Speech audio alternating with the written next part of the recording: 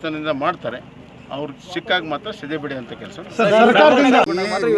ನಿರ್ದಾಕ್ಷಿಣ್ಯವಾದಂಥ disciplinary action 24 ಗಂಟೆಯಲ್ಲಿ ನನ್ನ ಇಲಾಖೆಯಿಂದ ಪ್ರಾರಂಭ ಮಾಡ್ತೀನಿ. ವೆಯ್ಟ್ ಮಾಡ್ತೀವಿ ಸರ್, ನಾವು ನೋಡೋಣ ಖಂಡಿತ ರಿಪೋರ್ಟ್ ತೊಗೊಂಡು 24 ಗಂಟೆಯಲ್ಲಿ ಅದನ್ನು ಕ್ರಮವನ್ನು ತರಿಸ್ತೀನಿ. ಸರ್ ಮೃತ ನಾನೇನು ಹೇಳಿದ್ದೀನಿ, ನನ್ನ ಇಲಾಖೆ ನಾನು ಮಂತ್ರಿ ಇರೋದ್ರಿಂದ ಪ್ರಾರಂಭ ಮಾಡ್ತೀವಿ. ಬಟ್ ಗಣಿ ಇಲಾಖೆ, ಫಾರೆಸ್ಟ್ ಇಲಾಖೆ, ರೆವಿನ್ಯೂ ಇಲಾಖೆಯಲ್ಲಿ ಯಾರ್ಯಾರು ತಪ್ಪು ಮಾಡಿದರೆ ಎಲ್ಲರ ಮೇಲೂ ಕ್ರಮ ತೆಗೆದುಕೊಳ್ಳೋದಕ್ಕೆ ನಾವು CID ತನಿಖೆಯನ್ನು ಮಾಡ್ತಾಯಿದ್ದೀವಿ. ಅದು ಮುಖ್ಯಮಂತ್ರಿಗಳು ಮಾತಾಡಿದ್ದಾರೆ. ನಮ್ಮ ಉಸ್ತುವಾರಿ ಸಚಿವರಾದಂಥ ಡಾಕ್ಟರ್ ಸುಧಾಕರ್ ಅವರು ಮುಖ್ಯಮಂತ್ರಿಗಳು ಘೋಷಣೆಯನ್ನು ಮಾಡ್ತಾರೆ. ನೋಡಿ, ಇದು ಲೈಸೆನ್ಸ್ ಕೊಡೋದು, ಇದು ಮಾಡೋದು ಎಲ್ಲವೂ ಕೂಡ ಮಂಗಳೂರಿನಲ್ಲಿರುವಂಥ ಅಧಿಕಾರಿಗಳು, ಎಕ್ಸ್ಪ್ಲೋಸಿವ್ ಡಿಪಾರ್ಟ್ಮೆಂಟ್ನವರು ಕೊಡ್ತಾರೆ. ಅದನ್ನು ಸರಿಯಾಗಿ ಮ್ಯಾಗ್ಝಿನಲ್ಲಿ ಮೇಂಟೈನ್ ಮಾಡಬೇಕು ಅಂತೆಲ್ಲ ಹಲವಾರು ಕಂಡೀಷನ್ ಹಾಕಿ ಕೊಡ್ತಾರೆ. ಅವುಗಳ ಪರಿಪಾಲನೆ ಮಾಡೋದಿಲ್ಲ. ಅದಕ್ಕೆ ನಮ್ಮ ಪೊಲೀಸರು ಕಾಲಕ್ಕೆ ಇನ್ಸ್ಪೆಕ್ಷನ್ ಮಾಡ್ತಾ ಇರ್ತಾರೆ.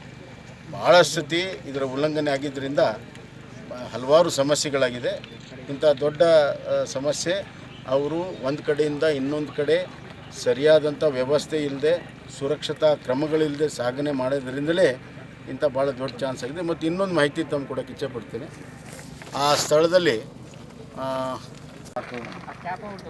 ವಿಶೇಷವಾಗಿ ಬೆಟ್ಟಗುಡ್ಡ ಪ್ರದೇಶದಲ್ಲಿ ಇರುವಂಥ ಜಿಲ್ಲೆಗಳಲ್ಲಿ ಈ ಥರ ನಡೆಯುತ್ತಿರುವಂಥ ಈ ಸಂದರ್ಭದಲ್ಲಿ ಹಲವಾರು ಜನ ಇಲ್ಲಿ ಕ್ವಾರಿ ಆ್ಯಕ್ಟಿವಿಟಿನ ಭಾಳ ದೊಡ್ಡ ಪ್ರಮಾಣದಲ್ಲಿ ಮಾಡ್ತಾ ಇದ್ದಾರೆ. ನಾನು ಈಗಾಗಲೇ ಹೇಳಿದ್ದೀನಿ, ಅವರು ಕಾನೂನಿನ ಚೌಕಟ್ಟಲ್ಲಿ ಮಾಡೋಕ್ಕೆ ಅವಕಾಶ ಇದ್ದರೂ ಕೂಡ ಕಾನೂನು ಮೀರಿ ಮಾಡುವಂಥ ಏನು ಸಂದರ್ಭ ಇದೆ, ಇದರಲ್ಲಿ ಅಧಿಕಾರಿಗಳ ಪಾತ್ರ ಏನಿದೆ ಅನ್ನೋದು ಕೂಡ ನಮ್ಮ ಮೇಲ್ನೋಟಕ್ಕೆ ಈಗ ಗೊತ್ತಿದ್ದರಿಂದ ಅದನ್ನು ಕೂಡ ತನಿಖೆಗೆ ಒಳಪಡಿಸ್ತಾ ಇದ್ದೇವೆ.